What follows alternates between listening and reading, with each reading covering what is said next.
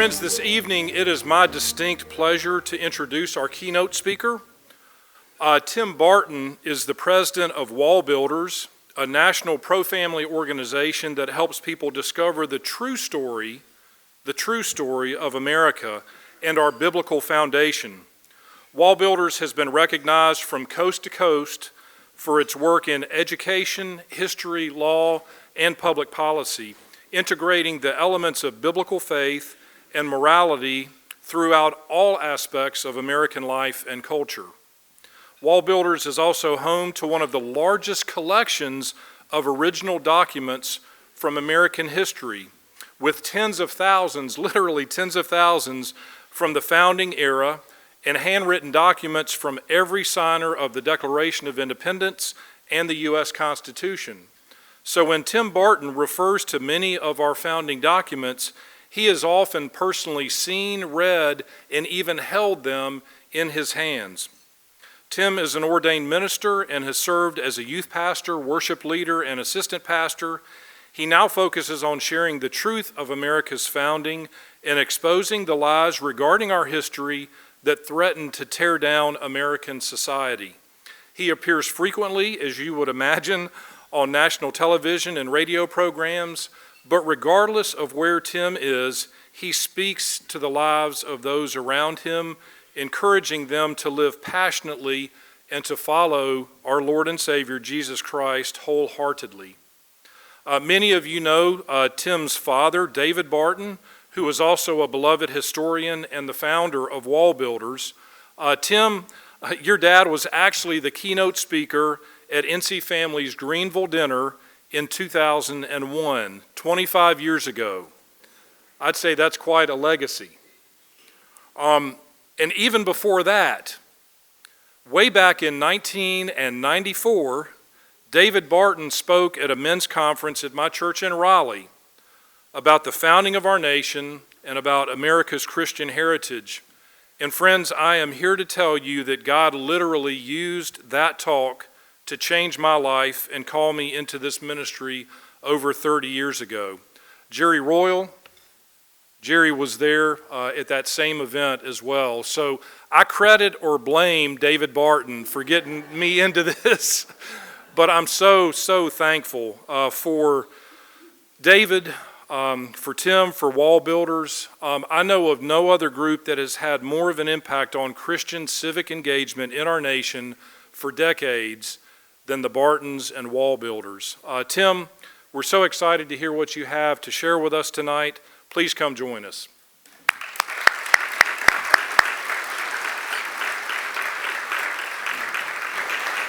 Thank you. Well, it's my pleasure to be with you tonight. I'm going to have a whole bunch of slides on the screen as we go. I want to start with something maybe more obvious, but I'm going to hopefully wait till they get my slides ready and up. It's way more fun. As we get ready this summer to celebrate the 250th anniversary of our nation and a lot of things that come with it, it's kind of silly that we have to frame it, but it's important that we do. This is a big deal, and the reason it matters is because the rising generation has actually been taught that America's done more bad than we've done good. And literally, you talk to students from various high schools and universities, and they can tell you all the bad things about America, but very few of the good things. So I want to point out just a couple of the things worth note that keep these in your pocket for later. When you're having a conversation, you need to help guide somebody through the process. If you look at why America is so unique and special, there's a lot of things we could talk about, but certainly among them, as we celebrate 250 years, this is actually pretty impressive because the majority of the nations in the history of the world never made it even close to this far. This is a big accomplishment, but even more than just how long our nations existed, we are the longest ongoing constitutional republic in the history of the world. There was a question asked by some professors several years ago, what is the average length of a constitution in world history? Now, these professors, you can look this up online. It was done by the University of Chicago, by the law school there. So you can find all their data and research online.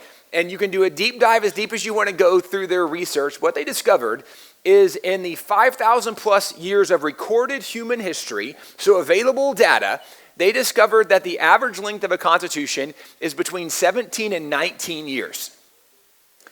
Now, we're celebrating 250 years, but our Constitution came 11 years after the Declaration, so our Constitution is actually only 239 years old this year. But still, we are the longest ongoing constitutional republic in the history of the world. And for the last 250 years, no nation has enjoyed more freedom, stability, prosperity, or been more benevolent than America has. It's not just that we've been free and prosperous, we've actually used our freedom and prosperity and helped benefit the rest of the world. Well, let's go even a little further in this. There's another study done by a professor from the University of Houston. His name was Donald Lutz, and he was motivated looking at the longevity of the Constitution. He said, okay, what has made the Constitution different and special? Why has it worked so long? He led a research project, and with all of his grad students, they actually worked with some professors at LSU as well. He said, let's go back to the founders' original writings. And let's start from like 1760, because this is the build up to the Stamp Act, and then go through the 70s and the Revolution and to the Constitution, all the way up to the Bill of Rights. So it's about a 40-year period they're looking at. And he said, let's go back and let's go through 15,000 of their representative writings. And what we're going to do is we're going to look for any time they have a quote in their writing. Let's document it. Let's go look it up and see where it comes from. Because if we see who are they quoting the most, then we'll know what actually influenced their thinking to give us the most successful governing document in the history of the world. Now, this project, just to give a little context, looking for 15,000 writings, this was a project done a couple decades ago. Why that matters, it was before the internet was really a thing. So for those of you old enough to remember how research used to happen, and there wasn't like the technology in your phone, you're like asking your digital assistant to help you.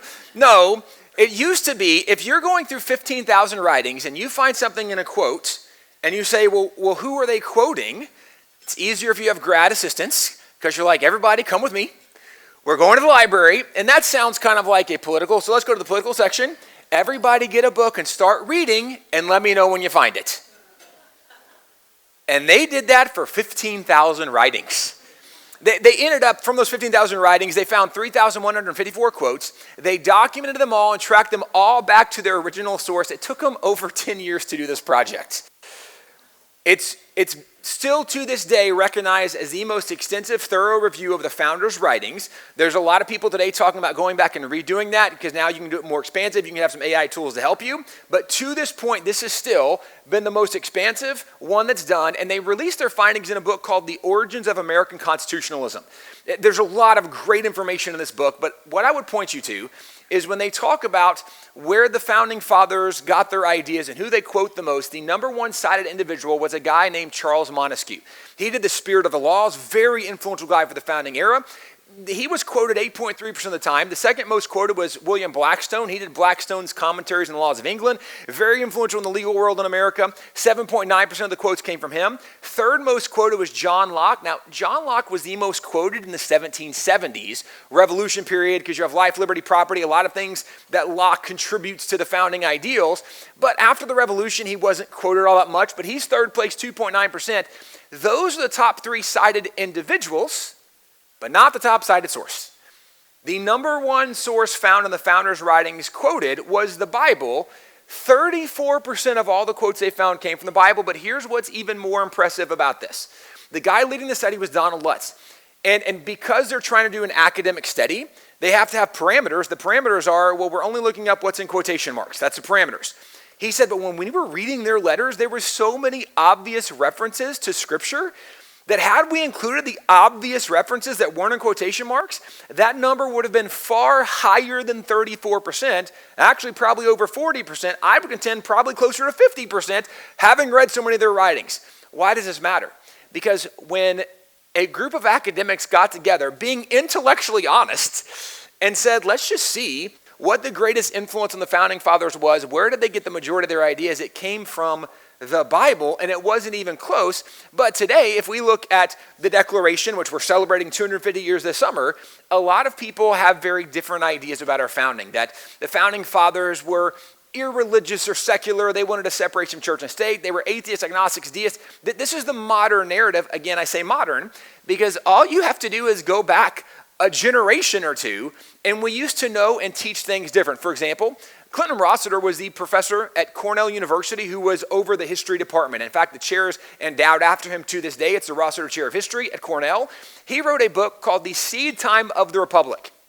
What he did is identify, he said there really were 6 voices that came up with the main ideas that led to America becoming a nation. And he goes through the book and identifies those 6 individuals and kind of lays out his framework for the argument. But the 6 people he said were Benjamin Franklin, Richard Bland, the Reverend Thomas Hooker, the Reverend Roger Williams, the Reverend John Wise, and the Reverend Jonathan Mayhew. He said those are the people that came up with the majority of the ideas that led to America becoming a nation. Now, you don't have to be real smart to look at that list and be like, well, there seems to be some similarities in some of those guys, right? Because 4 of them are literally pastors. Now, this is a very well-credentialed academic from a different generation who said, let's just see what's there. Where does the information lead us? And to give you a sample of why this used to be very obvious, if we took somebody like John Wise was a pastor in Ipswich, Massachusetts. He pastored in the late 1600s through the early 1700s. Now, that's way before the founding era, yes, but also one of the things noteworthy about him, like many pastors, he had published sermons. His last set of published sermons came out in 1717. It's a collection of his sermons, but in there's 2 specific sermons that have some very significant content and language. In fact, one of the sermons, he said that taxation without representation is tyranny. In the same sermon, he went on and said that God's preferred form of government is the consent of the governed. But in the second sermon, he said that all men are created equal and have certain inalienable rights granted to them by their Creator. Now, if you're not familiar with the Declaration, you don't know how similar these sentences are. This is verbatim language from the Declaration, and these are sermons preached 70, 80 years before the Declaration. Okay, so then how in the world could we argue that these sermons were actually influential in the founding era? Well, because these published sermons came out in his last set of sermons in 1717, but those sermons, actually those 2 specifically, were actually reprinted, and they were reprinted in 1772 by the Sons of Liberty. Why? Well, the Sons of Liberty really are birthed in Massachusetts. Sam Adams is the one behind it. And as they're coming up with their idea that we need to work together, and how are we going to do that? Well, if we're going to do this and I'll have all the colonies come together, we're going to have to find common ground. How do we do that? Well, we got to get everybody thinking the same way. How do we do it? And somebody says, there's a couple sermons from one of the pastors we used to have around here. And if we reprinted those sermons, I think it would help people understand the proper framework for what we're doing. The Sons of Liberty reprinted those 2 sermons. They put them in a booklet and they distributed them all over the 13 colonies. In fact, there is evidence from the founding fathers whose libraries survived and to present time, they have copies of John Wise's 2 sermons in their historic collections. So not only can we identify, these were reprinted by the Sons of Liberty, we actually can identify they were literally in the hands of the founding fathers. So when the founding fathers come together and they're coming up with their ideas in 1776 in the Declaration, and they're literally quoting verbatim phrases from these sermons of John Wise, this is why previous generations used to say, well, we know some of the major influences. There actually are some pastors we can point to. Well, yeah, when you know the story, it makes sense. And this was really well historically documented. In 1864, historian B.F. Morris identified some of the most glittering sentences in the immortal Declaration of Independence are almost literal quotations from this essay of John Wise. It was used as a political textbook in the great struggle for freedom. In fact, on the 150th anniversary of the Declaration, President Calvin Coolidge, who is one of the most underrated presidents in American history, not to digress on that, on the 150th anniversary, he gave a speech at Independence Hall. And you actually can find his speech online. It really is a good speech.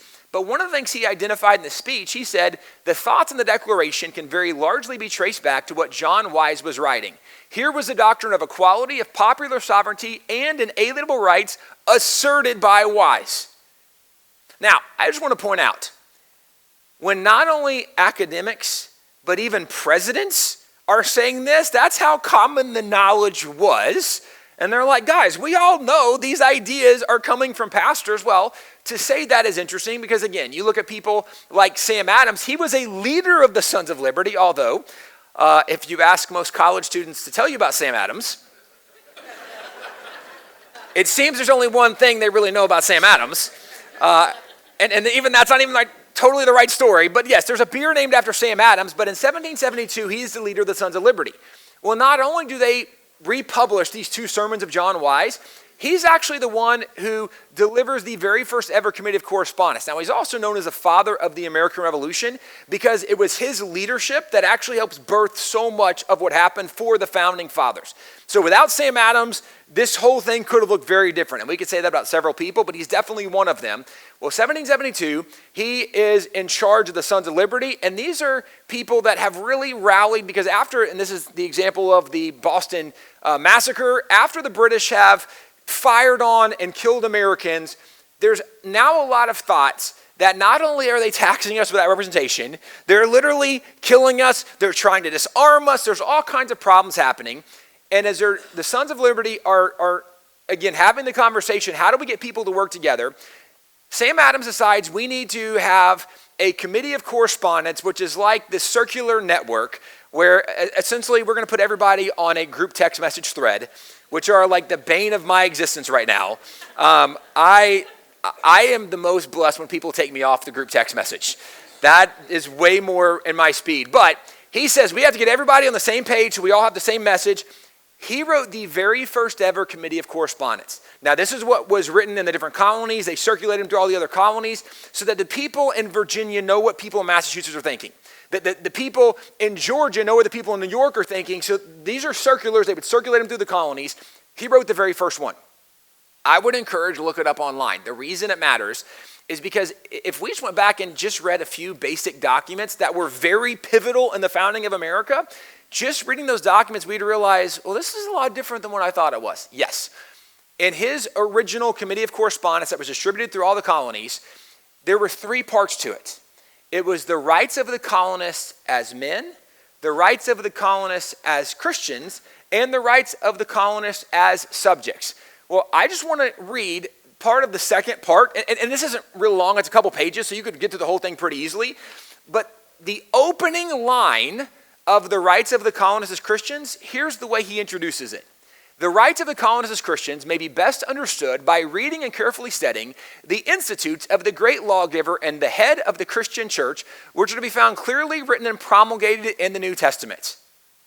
Now, he's trying to get everybody to come together, and his opening line for this segment is, guys, if we would just read our Bible and study Jesus, we would get on the same page. Okay. This is interesting because the majority of the narrative we hear of these guys is they weren't people of faith. They didn't believe in Jesus, or they were atheists, agnostics, deists. I mean, we can go down this long line.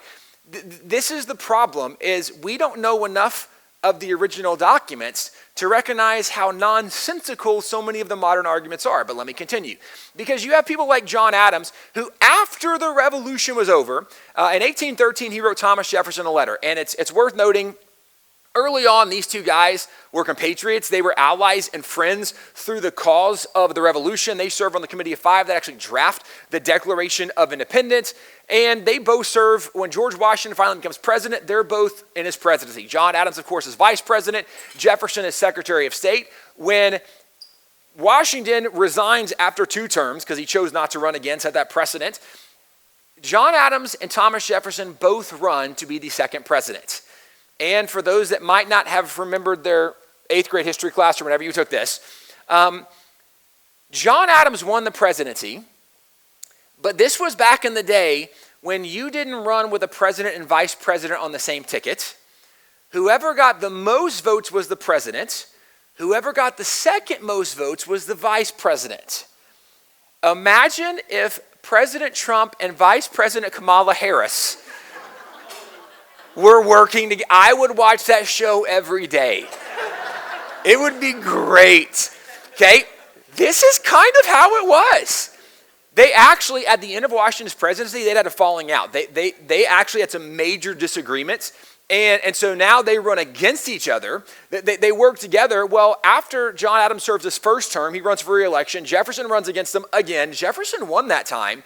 And at this point, they have a fracture of relationship. They never speak again.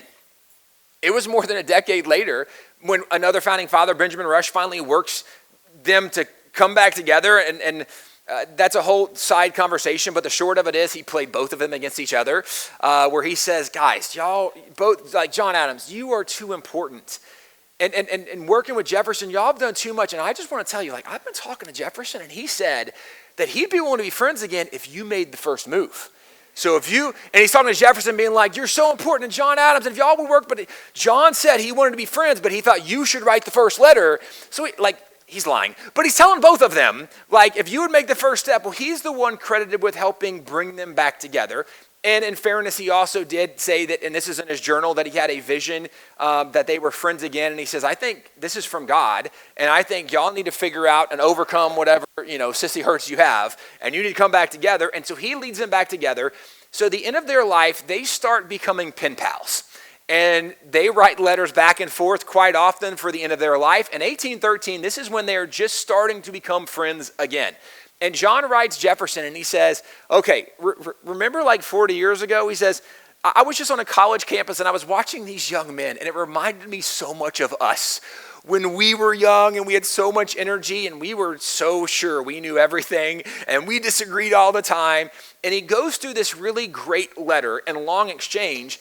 But one of the things he reminds Jefferson of in this letter, he says, when we first got together, we disagreed about so much, but we finally were able to find common ground, like collectively founding fathers. We found common ground where we could work together. And this is that part of the letter. Here's what he says was where they found common ground. The general principles on which the fathers achieved independence were the general principles of Christianity. He says, where we found common ground and came together, it was those principles that united us. Now, the letter goes on in several paragraphs where he unfolds and unpacks this bag. I would encourage you to get online and read it. It's really great, but here's what's interesting. He said that our common ground were the principles of Christianity. That doesn't make a lot of sense in the modern narrative, again, because most of us think of the founding fathers largely as being kind of irreligious. And even if we go back to why were they doing what they did, we don't think of the Bible influencing them as much as we think, well, look, they were just kind of tired of a tyrannical government, and that's why they wrote the Declaration. It's also worth pointing out, as we're getting ready to celebrate the Declaration, one of the things I really enjoy is the man on the street interviews. When people will go up, especially 4th of July, and they're like, hey, so what do we celebrate Independence Day, right? And they ask what should be some obvious basic questions. And growing up, I remember that the first person I ever saw do this was Jay Leno. He did jaywalking, right? And then there was Will Witt. There was, Jesse Waters from Waters World. A lot of people have done this. But it's quite staggering how little people actually know about the reasons we separated or why America was birthed, what was behind it. And it's also worth noting that in most public universities and public schools today, middle school and high school, students are taught very little, if anything, about the Declaration and our founding and why we separated from Great Britain. So I want to give you the easy thoughts behind. If you have to talk to your kids or grandkids, and you should, ask them, especially 250th, hey, why did they do this? What's it about? Get them to tell you the story. But if they don't know it, here's what I think the best explanation is. Why did we separate from Great Britain? Or what was the Declaration of Independence really all about? I would explain the Declaration this way. It's the greatest breakup letter that was ever written. Where we're like, hey, there's a problem, and it's not me, it's definitely you. Here's all the reasons. Like literally, that's literally what they do. 27 grievances of why this relationship is not going to work. And the guy who's the primary author of the Declaration is Thomas Jefferson. Jefferson was 33 years old when he did this. And I remember as a kid, 33 used to be old. Right? I mean, some of us that have passed it, we can remember, when you were young and you're like, man, my parents are so old. I'm in my 40s now, and I can tell you several things I've discovered. First of all, 33 is not old. But secondly, you're also not inherently brilliant when you're 33. So the fact that this 33-year-old is able to write and to articulate the political philosophy of our nation in such a profound way, it's remarkable. And we know the second paragraph the best. We hold these truths to be self-evident, that all men are created equal, that they're endowed by their Creator with certain inalienable rights, that among these are life, liberty, and the pursuit of happiness, that to secure these rights, governments are instituted among men, deriving their just power from the consent of the governed. That's part of the phrase we know really, really well. I do want to point out something from this. When the founding fathers come together, this is the phrase that most of us have learned, but this is kind of their uniting mantra. This is their phrase, and it starts off, we hold these truths to be self-evident. This is really, really important in our culture because we're living in an era where people are debating if truth even exists anymore. When people are having a hard time identifying boys and girls, this is a big deal because the founding fathers, they actually disagreed more often than they agreed, but they agreed on the core principles and values, and that's where they said, no, these truths, like these are the truths we all agree on. Well, what are those truths? They said, well, and by the way, they said they're self-evident, meaning like these are the obvious ones that nobody should disagree with, that we're created equal, that we are endowed by our Creator with certain inalienable rights, and that government exists to secure those rights. These are really obvious ones. One of the things our organization does at Wall Builders is we work with a lot of state legislatures, and there's a lot of really positive bills that have been going on all over the nation, trying to restore some of the framework of our nation, including having students actually read and learn things that most of us learned and read when we were in school, like memorizing the second paragraph of the Declaration, memorizing the preamble, things that used to be obvious or not anymore. A lot of students don't do that. And I testified in Louisiana a couple years ago on the importance of having students go to original documents, not just hearing about the documents, but reading them for themselves. And I testified in committee, and then a debate broke out between the members. And some of the members said, well, we can't have students memorize part of the Declaration because that's racist. Now, I was there testifying as an expert witness on historic documents. And the whole time I was like, please, can I talk? Please, like somebody call my name. Because they're having a debate which felt like one of the dumbest things you could debate on. And nobody seemed to understand the truth of the matter. What happened is they ended up tabling this bill in committee because they couldn't find the answer to whether or not the Declaration of Independence was racist. So they said, well, let's table it, and then we'll come back. Well, they never untabled it, and that bill never made it out of committee and was never passed to have students memorize portions of original documents. Now, it's worth asking, what part of the Declaration do you think was racist? Now, I don't think any of it is. What do you think they argued was racist? They said that top grievance, or the top identification that they believe to be self-evident truth, that we're created equal. They said, well, that's racist because the founding fathers were all white, and they all had slaves, so therefore, they only believe in equality for white people, and that's racist. Now, the irony is, we were there talking about original documents. The original draft of the Declaration of Independence is still around, and actually, there's high-resolution images of it. We have at Wall Builders the very first printing of the original draft of the Declaration. Came out right after Jefferson's death. Super cool document. It's 4 pages. Well, the first page is where they lay out the political philosophy. It's that second paragraph, we hold these truths to be self-evident. The second page, listing grievances. Third page, listing grievances. Fourth page is where he wraps up political philosophy. In the original draft, there's 24 grievances. The last grievance is on the third page, and it's nearly half of the third page. This is the grievance. Now, this grievance, just to draw your attention, you see there's some underlined words. Infidels underlined. Christian is printed and underlined. Men fully capitalized. I'm going to put this up in text on screen, although if you can read cursive, you probably can make your way through that. We're going to start up here where he has waged cruel war against human nature. So I'm going to put the text up, and I just want to read you what the largest grievance in the original draft of the Declaration says. He has waged cruel war. Now, this is the king, is who the he is. The king has waged cruel war against human nature itself, violating its most sacred rights of life and liberty in the persons of a distant people who never offended him, captivating and carrying them into slavery in another hemisphere, or to incur miserable death in their transportation thither. Let me pause you for a second. They're talking about the slave trade, okay? Taking people from one continent on board a ship, some dying on the way to another place. That's a slave trade. He continues. This piratical warfare, let's pause. Piratical warfare, like, are you talking about pirates? Yes. The warfare of pirates, the opprobrium of infidel powers, infidels underline, drawing attention. Infidel just means non-believer, okay? Let's pause. Who are the non-believing pirates of that era who were involved in the slave trade? It was the Muslim pirates from the Barbary nations who were actually the ones who started the exportation of African slaves in the North Atlantic slave trade. So he's saying the king is doing what the Muslim pirates are doing, continued, is the warfare of the Christian king in Great Britain. Now that word Christian was the first word not in cursive in the original draft. It was printed and underlined. Why? He's drawing your attention to it. The king says he's a Christian. He's doing what the Muslim pirates are doing. Determined to keep open a market where men should be bought and sold. The word men was not only printed, it was fully capitalized. Who are the men he's talking about? The African slaves. This is the third page. First page, second paragraph is where he says, we hold these truths to be self-evident, that all men are created equal. They're actually arguing for the humanity of the enslaved, arguing against the slave trade. Well, let me keep going because it doesn't stop there. It says he has prostituted his negative for suppressing every legislative attempt. Now, some of the people from North Carolina Family Policy can tell you, what does it mean to suppress a legislative attempt? Well, that's usually when the state legislature tries to pass something and the governor vetoes it. Okay, so what are we talking about? Right.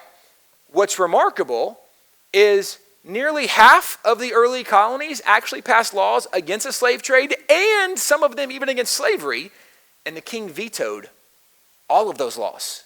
To give you an example of this, we can back up Benjamin Franklin. In 1773, he wrote a letter to the Reverend Dean Woodward talking about the growing abolition movement in America. Here's what Franklin said to that pastor. A disposition to abolish slavery prevails in North America, that many of Pennsylvanians have set their slaves at liberty, and that even the Virginia Assembly have petitioned the king for permission to make a law for preventing the importation of more into the colony. So he says in Pennsylvania, the abolition movement is going strong. People are freeing their slaves already. Virginia, they're actually trying to pass laws to stop the slave trade from continuing. His next line. This request, however, will probably not be granted, as their former laws of that kind have always been repealed. Now, if they say former laws, that's not the first time they've tried to stop this. Have always been repealed. The king has continued to veto or suppress these legislative attempts. The largest grievance in the original draft of the Declaration was actually trying to stop the slave trade, arguing for the humanity of all that were enslaved, and actually saying the state should have autonomy to actually even end slavery if they want to. That's in the original draft. Now, it didn't make it in the final draft because one of the things that happened is John Hancock, the president of Congress, he's the guy sitting down at the chair at the table, he said we only include in the Declaration what is unanimous in the body, because if the colonies are divided on the issues, the king might come and pull us apart by our own local separate interest. So we have to be united on this. And this is, of course, where Franklin gives his famous quip. Yes, surely we must all hang together or else we will all hang separately, right? That's where the funny line comes from. But it's literally from John Hancock saying we have to be united. There were two colonies that opposed that grievance. Georgia and South Carolina said, we've actually never tried to pass laws to stop the slave trade or slavery. So that's not a grievance we have, so we don't think that needs, let's just include the grievances that all of us have the common problems with. 11 colonies voted in favor of it. Only 2 opposed it. People today are like, the founding fathers so racist, and I always point out, there's so much more to that story that you don't understand, and not to even digress too much in this, but let me just give you some more examples. So Franklin's a really great example because he's one of the guys that people look at when they say, well, all the founding fathers had slaves. First of all, no, they didn't. Of the 56 signers of the Declaration, I was speaking at a university one time, and there was open mic Q&A at the end, and I had a professor get up afterwards and said, how can you suggest the founding fathers were moral men or they were guided by biblical principles, et cetera, when we know all of them had slaves? And I said, now just to be clear, are you suggesting all of them had slaves? I'm giving him an out, right? And he says, oh yes, all of them had slaves. And I said, okay, what about John Adams? What about John Adams? I said, I'm pretty sure he never had slaves and fought against slavery his whole life. Well, I don't know about John Adams, but all the others did. I'm like, okay. What about Sam Adams? What about Sam Adams? I'm pretty sure Sam Adams never had slaves and fought against slavery his whole life. Well, I don't know about Sam Adams, but all the others did. Okay, what about Roger Sherman? So I just, if you want to play the game, I actually like games. And sometimes the dumber the game, the more I like it. So I have no problem with this, because all you're going to do is show how little you actually know about the founding fathers. But I go through 5 or 6 examples, and he finally says, okay, fine. I don't actually know who had slaves and who didn't, but I know the majority did. And I'm like, again, you literally just said you don't know who did and who didn't, and yet you're making these claims. Now, it's true that at some point in their life, the majority of the founding fathers did own slaves. But the reason even that statement is incorrect at leaving it there was a radio host growing up back in the 80s and 90s, before you were streaming things and you listened to radio. There was a guy named Paul Harvey, right? And he would say, and now the rest of the story, right? So just to give you an example, Benjamin Franklin, one of the founding fathers from Pennsylvania, where he says a disposition to abolish slavery, it's growing in Pennsylvania, right? Not only is it growing, Franklin was a guy that actually had slaves. But 1774 and 75, the very first abolition society is formed in American Pennsylvania. Franklin helped start it. And actually, 11 years later, when Franklin is at the Constitutional Convention, he's one of only 6 guys to sign the Declaration and the Constitution. When he's there, he's actually the president of the Pennsylvania Abolition Society. So this dude goes from owning slaves to helping found the first abolition society to becoming the president of it.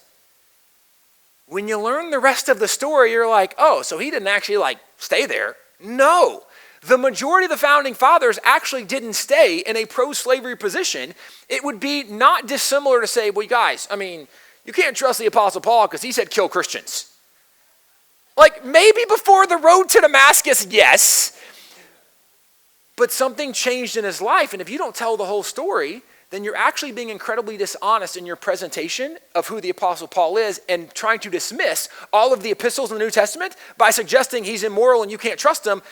Again, you're dismissing a lot of very important facts to his story, and if we knew the rest of the story, it would make a difference. Now, I say this because when you go back and actually look at the Declaration where they said, this is our common ground, these are the self-evident truths, and when they say we believe we're created equal, they actually did believe that far more than we understand today. But let me also raise the question, how self-evident are these truths? Because for most of us in America, we're like, well, this is obvious that we're created equal. We have rights from God. Government exists to protect those rights. Is it obvious we're created equal in the Muslim world? If you go to the Middle East and Africa, they don't believe in equality between men and women, much less between Islam and any other faith. The idea we're created equal, or that you have rights from God, do you think they believe in God-given rights in China or North Korea or Russia or Saudi Arabia? I mean, let's go down the list. These are not self-evident. In fact, it wasn't self-evident to the king, which is why we were leaving. These truths are only self-evident to people who understand what the Bible teaches. Because where do we come up with the idea that we are created equal? Actually, that's what the Bible says, Genesis 1:26 and 27, that we were made in God's image. Male and female, he created them, which actually solves another problem too. But for sure, it's worth pointing out that when you read Genesis and you see that God made male and female in his image, Adam and Eve, as described in the Bible, it's interesting, the Bible never tells us what shape, size, or color Adam and Eve were. Why? Because it doesn't matter. We live in a world that is now trying to put people in categories and classes and saying this is what determines and establishes value. That's incorrect. Biblically, that's so wrong. The Bible says in Christ, there's not Jew, there's not Greek, Scythian, slave, free, male, female. We're all one in Christ. This idea of categories, that's not a Bible idea the way that we're doing it today. Well, this is where the idea that we're created equal, that's what the Bible teaches. Or where do we come up with the idea that our rights come from God? Well, because way before government ever existed, God actually was giving rights to Adam and Eve literally in the Garden of Eden, where God's given them the freedom of religious choice because they can choose to follow God or eat from this tree they're not supposed to, the freedom of speech. Literally, you can start tracking where God was giving freedom to people before government ever existed. And to go further, Genesis 9 is where God gives the very first ever civil ordinance to man. It's where God tells Noah after he lands on Mount Ararat, from now on, if man sheds blood, by man his blood will be shed, meaning we're going to have some kind of government structure. And if you have murderers, we're not letting them get away with that anymore. God created a civil authority to protect our rights, the first among those being the right to life. So this idea that the founding fathers have self-evident truth that is really only taught from the Bible, it's not taught from anywhere else. And today, again, most people are like, well, they really weren't that religious though. They were mostly atheists or agnostics or deists, whatever the accusation might be. Again, that's wildly inaccurate and overstated for so many reasons, but I'll go one further. There was a professor from Duke University. You'll have to forgive her. I know I'm in UNC territory. Go Duke. But some of you are triggered. I apologize, but I'm not really. Okay, Alice Baldwin She actually started the women's program at Duke University. She was there in the 1930s, 40s, and 50s, and she, in 1928, wrote a book called The New England Clergy and the American Revolution. And it's great because when the book comes out in 1928, this is also when progressives have kind of taken over academia, especially higher education. And in her book, she points out, she's like, these modern professors are trouble because they're not even acknowledging some of the most important parts of our history. So already back then, she's already saying that. But what she was pointing out is that the pastors were the ones with some of the most significant voices in the founding of America. Well, you can actually find her book online. They have reprints available. It really is a good book. It goes through a lot of great stories. But if you did nothing else, then go online. You can find an online copy. You can go read her 5-page conclusion, and that's easy to do. I would encourage you to do it.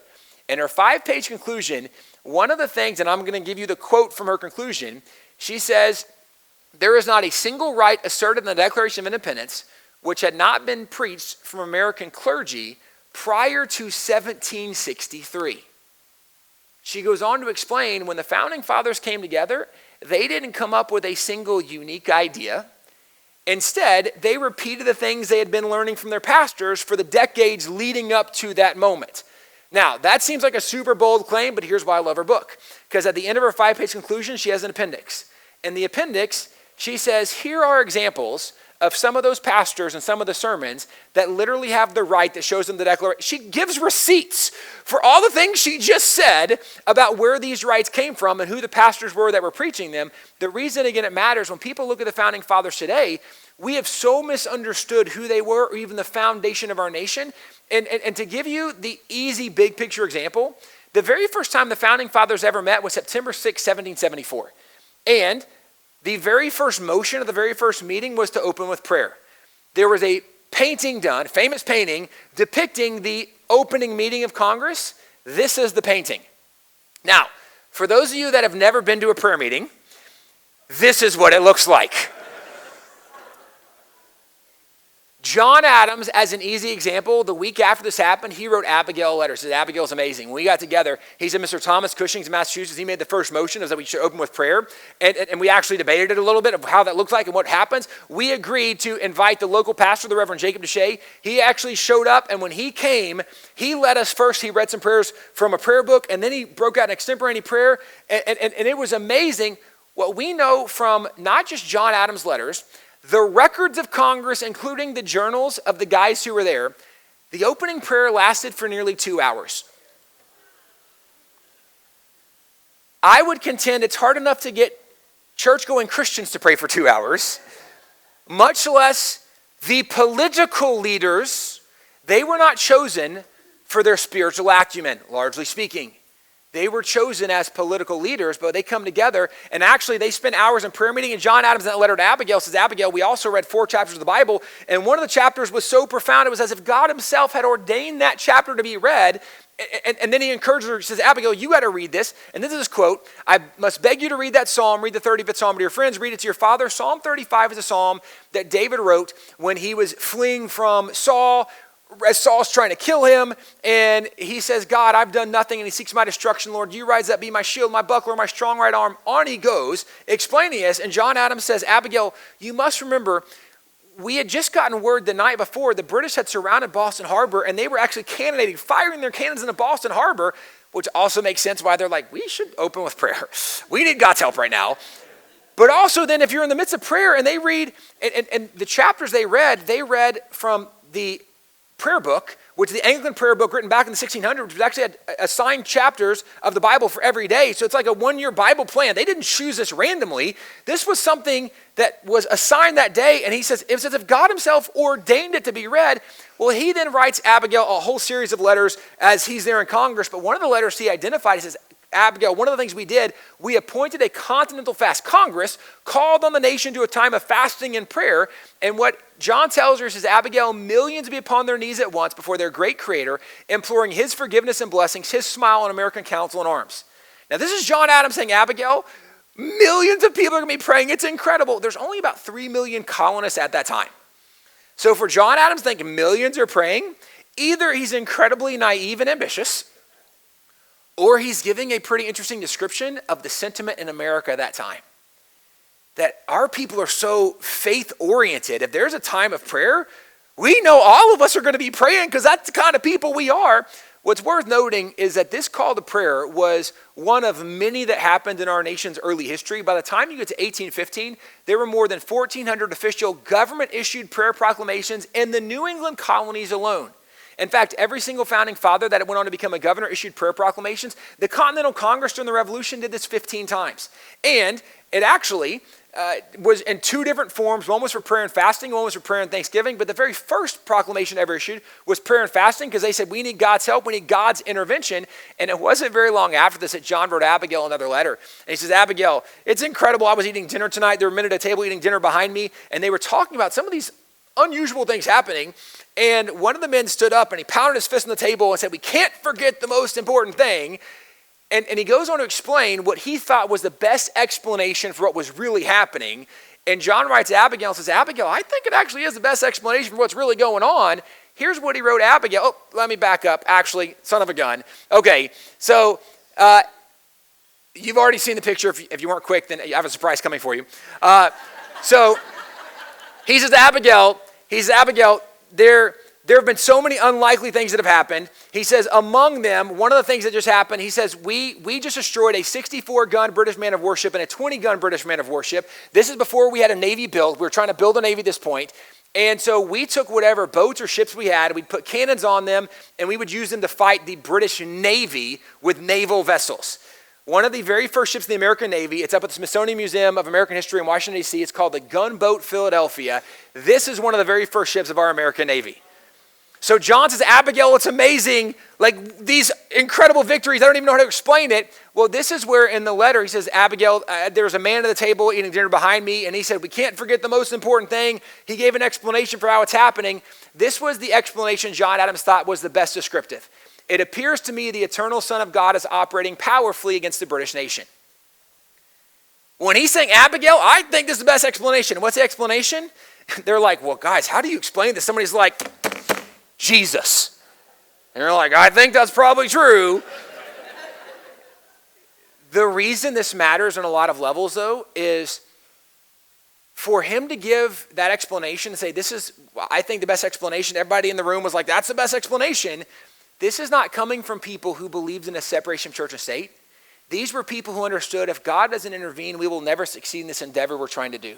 We're trying to do something so much bigger than ourselves, and we cannot do it without God's help. And this is the way it was throughout the entire course of the Revolution. I'm going to show you one more letter, and I'm going to wrap this thing up. George Washington, in 1778, he wrote to General Thomas Nelson Jr., and at this point, we're several years from the Revolution. And Washington, by the way, he has over 250 mentions of God's providence in the Revolution in his writings. So when people think the Founding Fathers weren't religious, it's only because you've never read their writings when they talk about God and faith so much. But Washington, very clear on God's intervention, but here's what he told Thomas Nelson Jr. about how obvious it was that God was helping them. He said, the hand of providence has been so conspicuous in all this that he must be worse than an infidel that lacks faith and more than wicked that has not gratitude enough to acknowledge his obligations. So if anybody looks and can't see that God's been doing work on our behalf, you must be worse than a non-believer, an infidel, or more than wicked to not acknowledge God. But his next line is my favorite. He says, but it will be time enough for me to turn preacher when my present appointment ceases, and therefore I shall add no more on the doctrine of providence. When George Washington's like, guys, I've seen enough miracles, I could become a pastor. But for now, I'm going to focus on winning the war. That's what he says. This is where, again, today, we have forgotten how obvious God's hand was in forming this nation and even preserving and keeping this nation. And the thing that made this nation so different than everywhere else, it was always the influence of Christianity. The reason we've had more struggles recently than really in your lifetime, for the majority of us, is because we've never been more secular than we are today. And the challenge then for us is we have to be people like those who have been generations have gone before us, even from our biblical examples. We have to be people that are promoters and defenders of faith. And I want to give you one last quote from John Adams to wrap this whole thing up, where that's the one. 1776, he's over in Europe, and he writes Abigail. He's super frustrated. He's like, I'm working so hard. I don't think people appreciate how hard I'm working. But he said, I don't know if people really get what's really happening right now. And he said, if I could tell them one thing, if I could tell the rising generation one thing, here's what I would tell them. He said, "Posterity, you will never know how much it costs the present generation to preserve your freedom. I hope you will make good use of it. If you do not, I shall repent in heaven that I ever took half the pains to preserve it." We have been given the most free, stable, prosperous, benevolent nation in the history of the world. And right now, we're at a precipice where we could go one of two very different directions. I will tell you, God is on the move in amazing ways. I think we're in the midst of a revival. Could be another awakening happening. There's a lot of reasons to be optimistic, but there's also a lot of reasons to recognize if we don't roll up our sleeves and get to work, that this incredible gift we've been given could be lost in a generation if we don't work to preserve it and take care of it. And this is why I would say we should remember the challenge that Nehemiah gave the people of Israel when he called them. Nehemiah 2:17, he said, "Come, let us rebuild that we will no longer be a disgrace." A lot of things that have been going on in our nation are pretty disgraceful, but we have a unique opportunity that we can come and rebuild, that we can make this thing, maybe to borrow a phrase, we can make America great again. But you can only make her great again if you know what made her great in the first place. And if we don't understand the biblical foundation that made us different, unique, and special, that's given us more stability, freedom, and prosperity, and benevolence than anywhere in the world, if we don't rebuild on the right foundation, we won't preserve and we won't last.